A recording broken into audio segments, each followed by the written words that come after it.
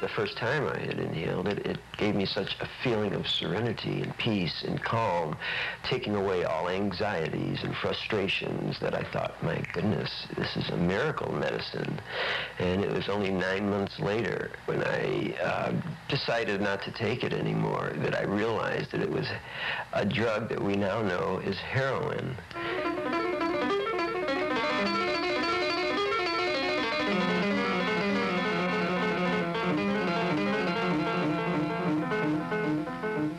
But I started getting deathly ill. I thought I had the flu, or I couldn't sleep. I had body pains, and of course later I realized this was withdrawal.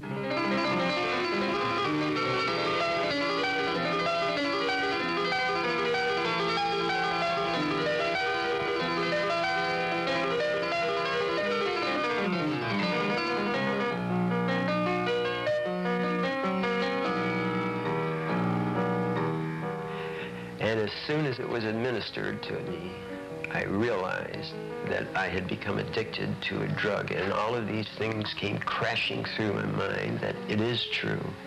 You do need the drug. You are dependent on this drug.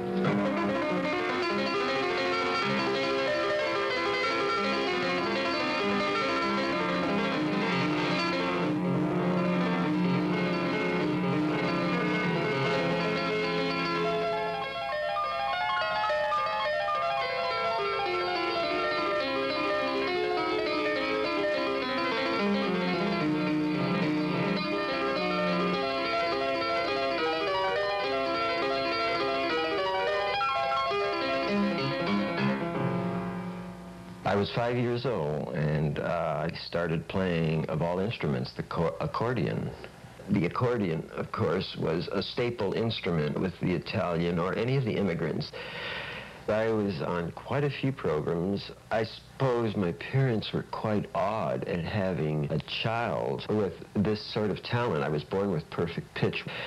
And when I was 7, I appeared on the Major Bowes radio program in New York, which was a national talent scout program like the Ted Mack Amateur Hour in the 50s. And I won first place. And when we heard him, Major Bowes says, "Boy, the boy's got something that you don't hear that all the time. You don't see that all the time." He says, "Put him on the piano as soon as you can." So I started studying piano with a very old but great teacher, Miss Rena Wills, here in Akron, Ohio. She took a great interest in me. She almost didn't treat Pat as a child. You know, she would teach him for hours at a time. And of course, Pat, after his lesson, naturally, he was anxious to leave and get on with his baseball or whatever he was going. The rest of my childhood was quite normal. I played ball every day. I got in fights. I did a lot of the things that most kids do, but I also had the extra thing, the extra pleasure of music, and I think that gave me the greatest pleasure of all.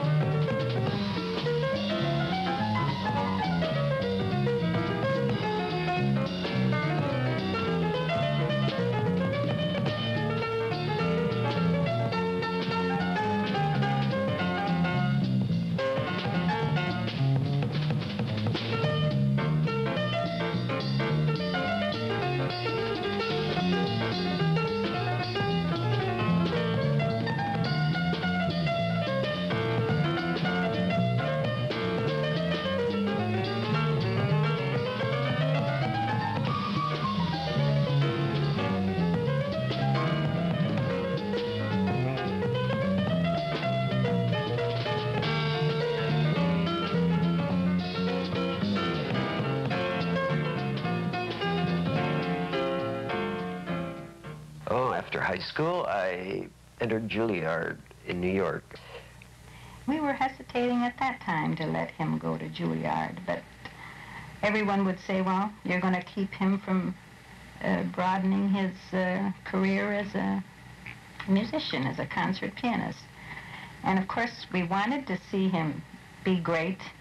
We hated to see him go, being that he was so young and he was all we had, and we just thought, what's he going to do there by himself? I was experimenting with drugs at the time. By accident, it happened. I had been inhaling a certain substance that, upon the first time I had inhaled it, it gave me such a feeling of serenity and peace and calm, taking away all anxieties and frustrations that I thought, my goodness, this is a miracle medicine. And it was only 9 months later when I decided not to take it anymore that I realized that it was a drug that we now know is heroin. Something happened there along the way when he got mixed up with the older students and never being away from home. Oh, things were really happening then. It was a renaissance, I believe, of jazz. I would say so. At that time, Dizzy Gillespie, Charlie Parker, Thelonious Monk, Bud Powell, they were all playing on 52nd Street, and I would go there nightly and listen. And I was fascinated by this new music. You got to play for the big bands in New York. Yeah, he played with different people that used drugs. And I suppose from one thing to another, and got mixed up some way. Mm-hmm. And of course, we didn't know right from the beginning. I didn't have any heroin one day, and I decided that, well, I'd just go ahead about my business as I would ordinarily when I was smoking marijuana. If I didn't have it, I just didn't have it. I went about my business, and I went to school, and I took care of everything. But I started getting deathly ill. I thought I had the flu, or I couldn't sleep. I had body pains, and of course later I realized this was withdrawal, which I was to go through quite a few other times in my life. So I called a friend of mine who had a source of getting this drug. I thought perhaps this would help me. It still hadn't occurred to me that that was the element that was missing. And as soon as it was administered to me, I realized that I had become addicted to a drug, and all of these things came crashing through my mind that it is true. You do need the drug. You are dependent on this drug. And it has been a steady battle since then when I realized that I was addicted. Well, I'll tell you the truth, we didn't think nothing of it. We figured, well, we get a doctor. That's right. See whatever it is and get it cured. Get care. So we didn't know what that devil was a narcotic. They say he's a full drug, but we never heard it before, you know. Figure once it's all over, it's all over. I tried to shake it immediately, and I shook it for, 2 or 3 months, but then the pressures came back and the anxieties, and I thought, well, maybe I'll drink a bottle of Paregoric.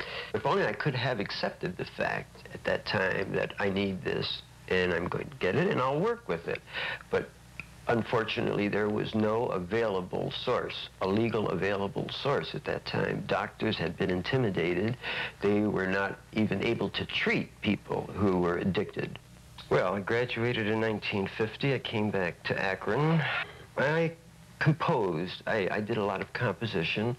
I played piano recitals. I did several concerts, but mostly club work.